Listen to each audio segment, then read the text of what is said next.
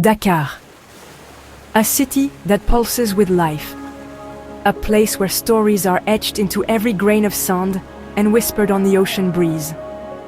La ville palpite de couleurs et de sons, a vibrant symphony that captivates the senses. Là où la poussière du Sahel rencontre les embruns de l'Atlantique. Where the arid breath of the Sahel desert kisses the salty spray of the Atlantic, creating a unique and unforgettable landscape. La vie ici est une danse de contrastes, a captivating ballet of opposing forces. Marché chaotique, océan tranquille, a juxtaposition of bustling energy and serene calm. Vers moderne, ruelles anciennes. Gleaming modern architecture stands proudly alongside the time-worn charm of ancient alleyways. L'amour fleurit discrètement dans les espaces. Love blossoms quietly in the hidden corner. Entre le bruit et le silence, finding its voice amidst the cacophony and the stillness. Une fleur délicate dans les fissures de la ville. A delicate flower pushing through the cracks in the concrete, a symbol of resilience and hope. Le soleil peint Dakar en or et orange. The sun bathes Dakar in hue of gold and fiery orange. Se levant sur la douleur de Gorée, rising over the poignant history of Gorée Island. Se couchant derrière le monument de la Renaissance africaine. Setting behind the majestic African Renaissance monument, a beacon of hope and progress. La foi s'entrelace dans la vie quotidienne. Faith is woven into the very fabric of daily life. L'appel du muezzin, les cloches de l'église, the call of the muezzin, mingling with the peal of church bells. Une harmonie spirituelle unique à cette ville. A spiritual harmony that is uniquely and beautifully dakaroise. Dans cette tapisserie, les histoires d'amour. Within this rich tapestry, love stories. Traversent des lignes invisibles. Intersect along invisible lines of fate. Chuchotées entre les prières. Whispered like secrets, carried on the wind between prayers. C'est l'histoire de Hervé et Yasmine. This is the story of Hervé and Yasmine. Un amour aussi puissant que l'océan. A love as powerful and boundless as the ocean itself. Aussi fragile que le sable. Yet as fragile and delicate as the grains of sand slipping through your fingers. Leur lien est une mélodie tranquille. Their bond is a quiet melody. Sous la symphonie vibrante de Dakar. Playing softly beneath the vibrant symphony of Dakar. Hervé a grandi à Hambourg, bercé par le rythme des vagues et l'air salin de l'océan. Façonné par les marées incessantes qui sculptent la côte et l'église où son père dévouait sa vie. Un lieu de foi et de réconfort. Sa vie était bâtie sur la foi, la communauté, un pilier central de son existence, et une douce curiosité. Une soif d'apprendre et de comprendre le monde qui l'entoure.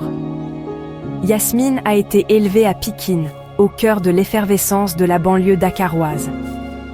Son monde était guidé par la prière, un appel quotidien à la spiritualité, la tradition, transmise de génération en génération, et son père, un imam respecté, une figure d'autorité et de sagesse dans sa communauté.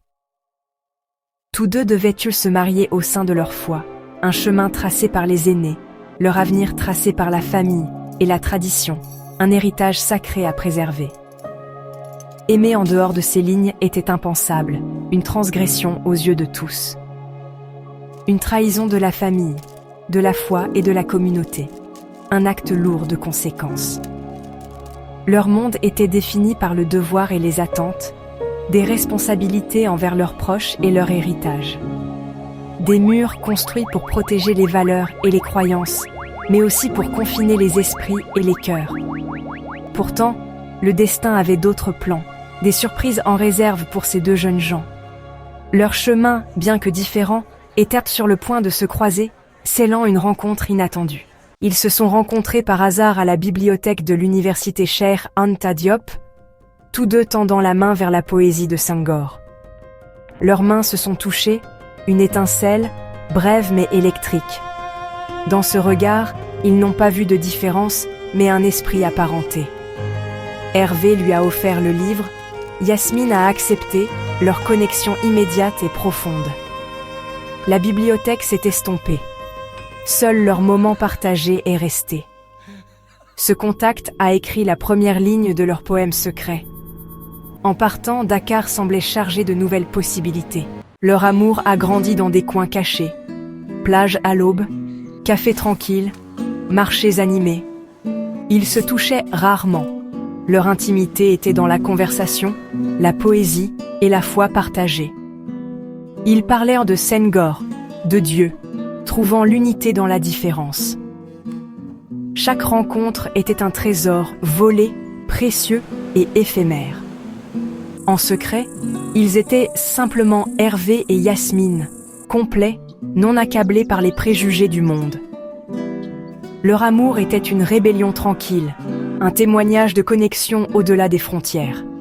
Chaque instant était doux amer, sachant que leur temps était emprunté. Dans leur jardin secret, l'amour a fleuri. À mesure que l'amour s'approfondissait, la réalité se faisait pressante. Se choisir mutuellement signifiait trahir la famille, la foi et la communauté. Hervé craignait la déception de son père, la perte de sa famille et de son église. Yasmine faisait face au poids de l'honneur de son père et à la menace de la honte. Leur amour, pur en privé, devenait impossible à la lumière de la tradition. Ils admiraient la loyauté de l'autre, pourtant c'était cette même loyauté qui les tenait séparés. Deux bons enfants, piégés par la bonté qui les définissait. Les murs entre eux s'élevaient.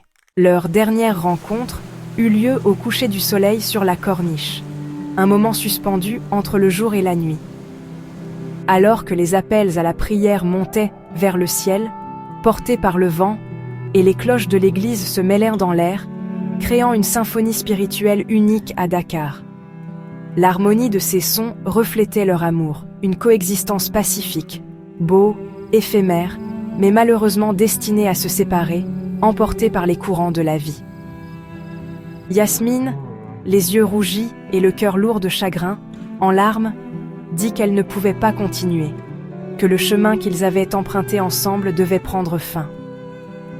Son devoir envers sa famille, les traditions et sa foi étaient inébranlables, une ancre qui la retenait. Hervé comprit. Il voyait la douleur dans ses yeux, la lutte dans son cœur. Il ne discuta pas, acceptant leur sort avec une tristesse résignée. Il lui prit la main, une dernière fois, promettant de garder leur amour secret et précieux dans son cœur pour toujours, comme un trésor caché. « Je t'aimerai dans le silence », murmura-t-il, jura-t-il, entre deux prières, dans cet espace sacré où leur monde se rencontrait et se séparait. Ils se séparèrent avec un dernier regard persistant, un adieu silencieux, chargé de regrets, pas de colère, seulement la douleur lancinante d'un amour impossible, un sacrifice consenti. Leur histoire ne se termina pas dans l'amertume ou le ressentiment, mais dans une dévotion tranquille, un respect mutuel et une compréhension profonde. La ville garda leur secret, enveloppant leur amour perdu dans son étreinte silencieuse. Des années ont passé, le rythme de Dakar continue, prière cloche. La vie suit son cours. Yasmine est mariée, une épouse et mère respectée, l'honneur de sa famille intact. Hervé est fiancé, se préparant à une vie dans l'église, son chemin tracé. Extérieurement, tous deux ont trouvé leur place, leur vie alignée sur la tradition. Pourtant, l'amour perdure, transformé. Les nuits calmes, leur histoire respire dans le silence mémorisé dans la poésie, dans les prières, dans le calme entre deux mondes. Ils tiennent leurs vœux, s'aimant en mémoire dans la pause sacrée entre deux prières. Leur amour est devenu un souvenir silencieux et durable à jamais parti de l'âme de Dakar.